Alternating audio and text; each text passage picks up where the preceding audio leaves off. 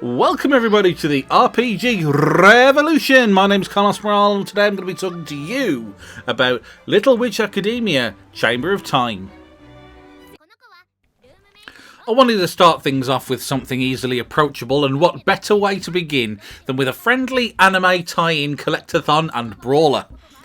Having played the game for around 10 hours now, my opinions are still somewhat mixed. So let's jump right in and see if we can make some sort of sense out of the charming mess that is Little Witch Academia Chamber of Time. Even if you're unfamiliar with the anime, you'll quickly be able to make sense of the world of Little Witch Academia and its central character, Arko. She's a lovable doofus, desperate to follow in the footsteps of her hero, Shiny Chariot, and make people happy with magic. Unfortunately, Arko sucks at magic for reasons that are revealed in the excellent TV series, and I won't spoil here. Even though she's hamstrung by weak magic skills, Arko manages to make friends at the Luna Nova Academy for Witches simply by being so gosh darn likeable and trying really, really super hard at everything. A character trait masterfully demonstrated by her run cycle animation. Just look at all that effort. Through a combination of inquisitiveness and childish poking at things, Arko manages to screw up time at her school. It is now stuck in a perpetual loop, doomed to repeat the same day until time is fixed. Fortunately, Arko isn't alone and has managed to bring her friendship group into the loop with her, without whose various skills this situation would be doomed. Arko must fix time and hopefully solve various other students' problems along the way, whilst also finding out about the 7 wonders of Luna Nova. Being able to draw from the anime, Chamber of Time is able to use a host of already fleshed out characters to populate its world. The main group of Arko's friends consists of Best Pal Lotte, mushroom-obsessed Susie, feisty Amanda, taciturn tech genius Constance, gourmand Jasminka, and magic prodigy Diana. Upon meeting each of these characters, you're invited to watch a recap of the character that you would know if you'd watched the anime. Whilst it's certainly not necessary to have watched the show before playing the game, there's no doubt that you'll get more out of it if you have. Most of the NPCs in the game are cookie-cutter teachers and students, and being able to fill in your own blanks helps to flesh them out. Otherwise, many of them may as well be quest arrows rather than people. Whilst the girls you use to form your party all have their own strengths and weaknesses, you can spec them out as you see fit to perform any role you choose. In the early game, there seems to be no benefit to levelling the group as a whole, so I just concentrated on my favourite characters from the show. In order to set things straight again, Arko needs to collect a whole bunch of items from around the school and use her friend's skills to put them to good use. The game at first seems to hold your hand very tightly, pointing you in the direction you need to go with some specific instructions and clear quest markers. This doesn't last. If you are the kind of player who wants a big arrow to follow to guide you around the game world, Little Witch Academia is going to frustrate you a great deal. One of the main issues is that time progresses as you walk around the academy or enter a dungeon. Everything that you can do and all the people that you can speak to is affected by the passage of time throughout the day. In order to progress the story missions, not only do you have to work out what you need to do and who you've got to speak to, you also need to know when they're available in order to be able to find them on the map. This can lead to some frustration and backtracking where you're missing a key piece of information. Further to this, navigating the academy is a nightmare. The map system is impressively useless and can take an awfully long time to get your head around. Locations look very similar to one another, hallways are downright confusing, and getting from one location to another is a chore. It takes far too long to unlock fast travel around the building, and even then it is limited. Far too much of the early stages of the game is spent wandering around aimlessly until time rewinds itself back to 8 AM and you begin your searching again.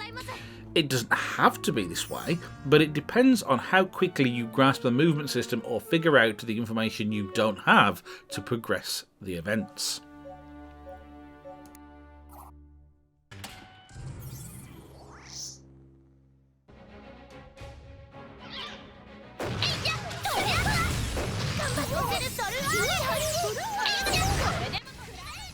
Arko and her friends find a dungeon to explore in order to find some of the materials they need to complete their tasks.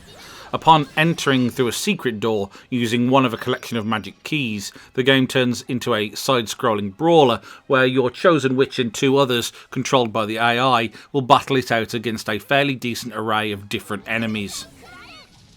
Combat starts out dull. You have standard light, medium and heavy attacks and a small selection of elemental type magics. For the first few fights, however, the fights are just a mess of purple balls, characters flying around and collectibles shining. It's difficult to know if what you're doing is effective because your AI companions are spamming spells around and blundering into enemy attacks. Grind enough for levels and equipment, start to unlock new spells and powers, and the whole thing does eventually start to make sense, but you never quite lose that feeling of being somewhat out of control of the battles. So far, the best tactic seems to have been to simply get my characters to the point where even the stupid AI decisions are mitigated by overwhelming power.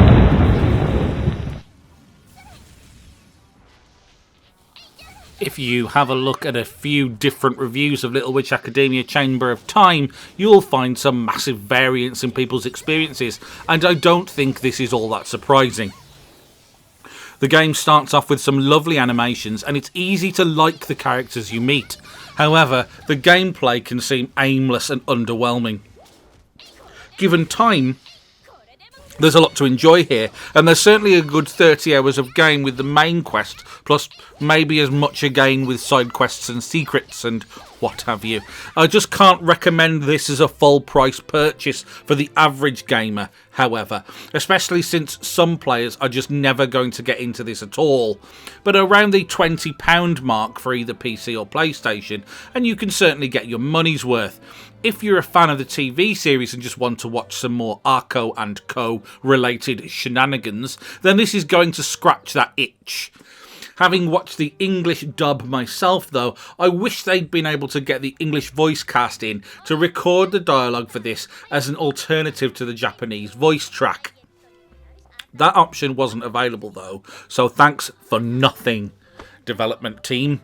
Anyway, I kind of enjoyed Little Witch Academia, Chamber of Secrets, and I want to be able to give a definite yes or no recommendation for this first video on the channel, but hey, guess what? I can't do that because it's somewhere in between.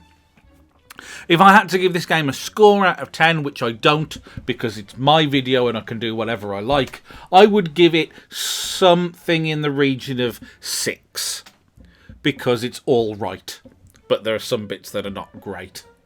Need an outro. What can we say?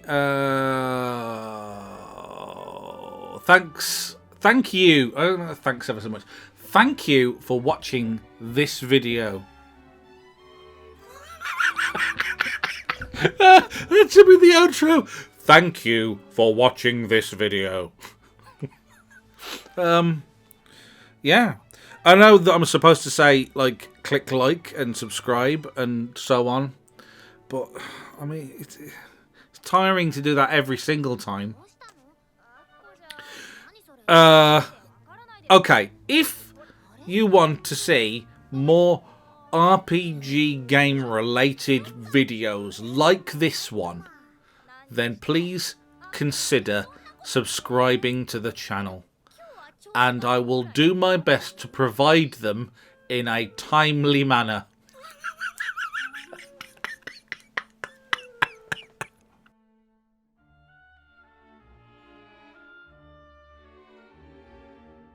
Yeah, that should do it. Pretty damn professional. Nice.